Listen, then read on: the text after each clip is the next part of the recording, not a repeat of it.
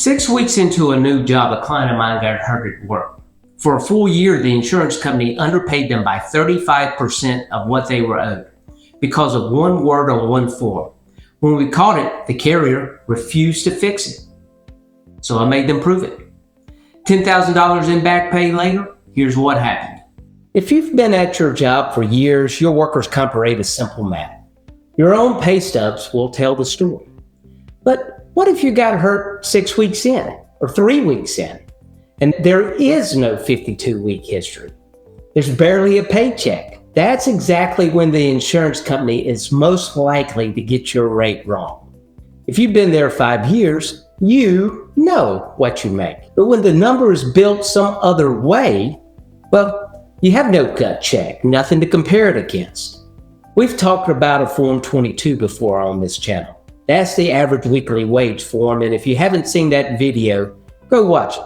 Today is a different problem. I had a client who hurt their lower back about 6 weeks into a job, a warehouse worker moving materials. Only 6 weeks in, barely through orientation. The insurance company accepted the claim and started sending weekly checks, $310.42. Now, how do you even calculate a comp rate for someone who's only worked 6 weeks? North Carolina law has an answer, and it's actually a fair one when it's done right. You look at a similar employee, someone doing the same kind of job for the same employer, and you borrow their 52 weeks of wages as the stand-in. But think about what that means. The insurance company picks a similar employee for you and pulls their numbers and runs the math and hands you the result. And you're expected to just take their word for it. Now, here's what caught my eye on this one. The Form 22 that they filed showed only earnings, no days work marked, nothing to check the figures against. When a wage form gives you a number but hides the work behind it, that's when you start asking questions. So I demanded the wage records, not a summary, the actual records behind that Form 22. I wanted to verify 2 things. First, the figures themselves, and then the number of weeks that they covered. The adjuster used the similar employee's net wages, the take-home pay, after taxes, after deductions. The law says that the calculation runs on gross wages, what you earn, not what's left over after the government and benefit deductions. That's the whole error, one word on one form. Recalculated on gross wages, my client's comp rate wasn't $310.42. It was $480.68 a week. That means that my client was being underpaid by about 35% of what they were owed every single week. And by the time we caught it, it had been running for about a year. Think about what that year looked like. A person who can't work, out with a back injury, 6 weeks into a new job, no long tenure, no goodwill built up, living on a check that was about $170 a week lighter than the law said it should be. Now, here's the part people don't expect. We showed the carrier their own math, their own form, their own error, and they refused to fix it. This happens more than you'd think. People assume that when you catch the insurance company in a provable mistake, they'd say, good catch, we'll cut the check right away. But that's not how it works. Being right isn't enough. You have to make being wrong more expensive than being fair. I filed a hearing request with the Industrial Commission, and that's the formal move that says, hey, fine, let's let a deputy commissioner look at your math. A hearing request forces a case into mediation. Sitting across the table with their own wage records in front of them, the carrier agreed to do what they had refused to do for months. A consent order fixing the comp rate at $480.68 a week. My client ended up receiving about $10,000 in back pay. The difference, week by week, over a year of underpayment. And it didn't stop there. When the case later settled, it settled for $85,000.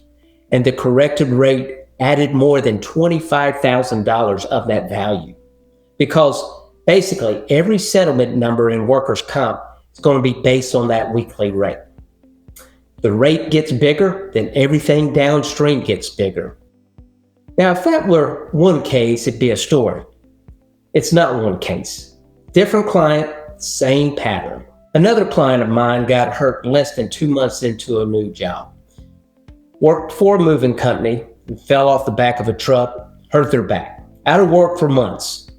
Weekly checks of $341.82. Different error this time. When the adjuster ran the wage math, they left in stretches of more than 7 consecutive days where my client had no earnings at all.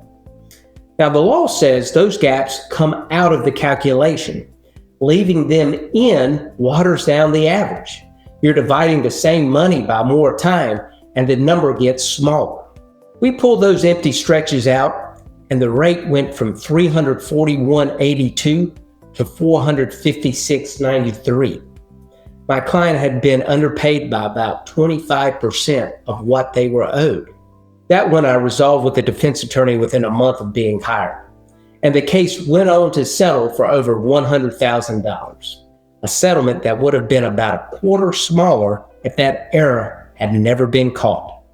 2 brand new employees, 2 different mistakes, same result. Comp rate that was quietly wrong from the first check. And that's not a coincidence. Short tenure workers are the easiest workers to underpay because the normal math doesn't apply. Nobody's checking the substitute math. So if you got hurt at work in North Carolina, and especially if you were new on the job when it happened, here's what to do this week. Ask for a copy of your Form 22. The insurance company calculated your rate on it, and you're entitled to see it, and it should indicate if it includes wages from a similar employee. Demand the wage records behind the Form 22, not the summary, the records. Whose wages, how many weeks they cover.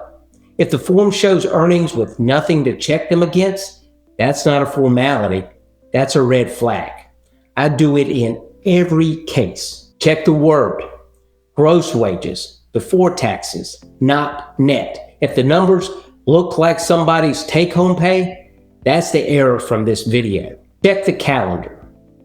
Any stretch of more than 7 straight days with no earnings should be out of the calculation. Empty weeks left in mean that your rate is deflated. Now, do the 2/3 check. Your weekly check should be 2/3 of the average weekly wage. If nobody can show you the wage number your check is 2/3 of, something's wrong. And until that math is verified, don't sign anything else. Not a settlement offer, not a rate correction that the carrier hands you. In both cases I just told you about, the error only got fixed because somebody demanded the records and did the math. One word, net instead of gross. It was worth $10,000 in back pay and more than $25,000 on a settlement. Empty weeks left in a wage calculation were worth a quarter of a 6-figure settlement. If you know someone who just started a new job, especially if you know someone who just got hurt at one, send them this video.